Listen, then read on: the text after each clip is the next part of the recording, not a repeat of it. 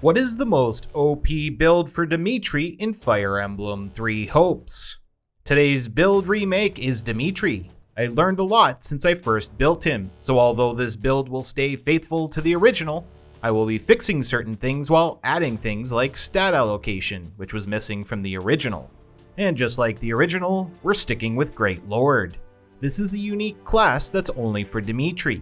It's important that we use it. Our weapon is going to be Dimitri's relic, Ardbar. This spear comes with Lethal Blow, which is an ability that allows the unit to damage enemies that are guarding. Not only that, but since we have the proper crest, we get the Atrocity combat art. More on that in a minute. For our accessory, I'm going to show you the one ability swap that any character can take advantage of, Warm Cloak. Warm Cloak swaps out our original unique with Gordian Stroke, and there is a good reason for it. I'll explain that once we get to that section. For our battalion, you want to use Resist Axes, otherwise you're going to have a really hard time against high defense units. Our combat arts are Atrocity and Paraceline. Atrocity is given to us via our spear. This is one of the highest hitting lance arts you can get, so of course, it has to place in this build. While Paraceline isn't much different, this combat art can only be used by Dimitri and it's also very strong. And now our unique. When you look at each lord, you'll see they have very similar uniques. Normally though, there's a powerful combat art that you can get that makes the unique worth using. In this case, we don't have any, so instead of imbuing our attacks with lightning, we're going to go with Gordian Stroke. This unique increases our attack range and damage proportionate to the hit count above 150. King's Might greatly increases damage to enemies' HP and stun gauges when sending them flying.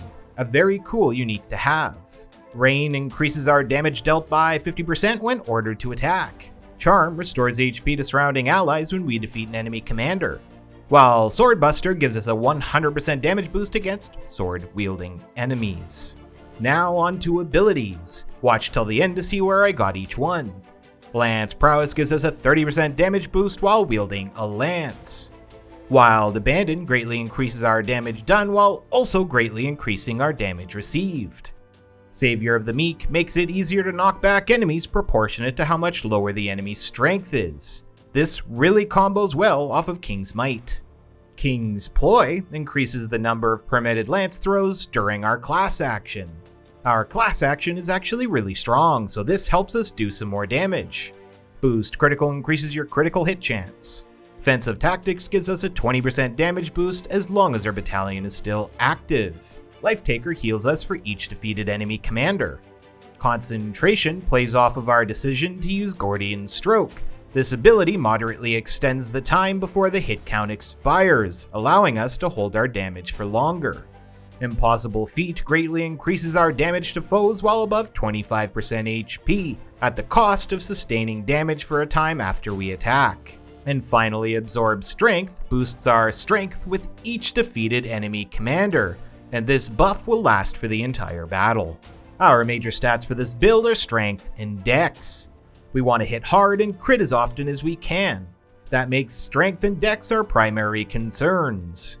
As such, we want to level 90 times as Great Lord, and the remaining 30 should be leveled as Trickster. This will allow us to add in some bonus stats for things like speed and dex while still being able to cap our strength. If you want to use stat boosting items, cap our strength if for whatever reason you don't have it already, and then dex.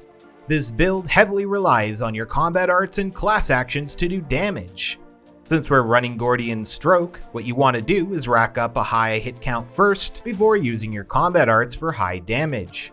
Feel free to attack fodder enemies to keep your hit count active as long as you can, since the higher your hit count, the higher your damage. There is a bit of finesse to it, but it's important to learn if you want to hold on to your damage. Warrior Specials should be used on heavy armored commanders with high defense, and Awakening should be held for the end boss fights. As for where I got each ability, Lance Prowess is from Soldier, Cavalier, and Paladin. Wild Abandon from Brigand, Savior of the Meek from Great Lord, King's Ploy from High Lord, Boost Critical from Paladin, Offensive Tactics from Wyvern Rider, Life Taker from Dark Mage, Concentration from Brawler, Impossible Feat and Absorb Strength from Dark Bishop, Atrocity from Ardbar, and Paraceline from Great Lord. I hope you liked today's video, and if you did, drop a like and subscribe for more. 2 builds remain.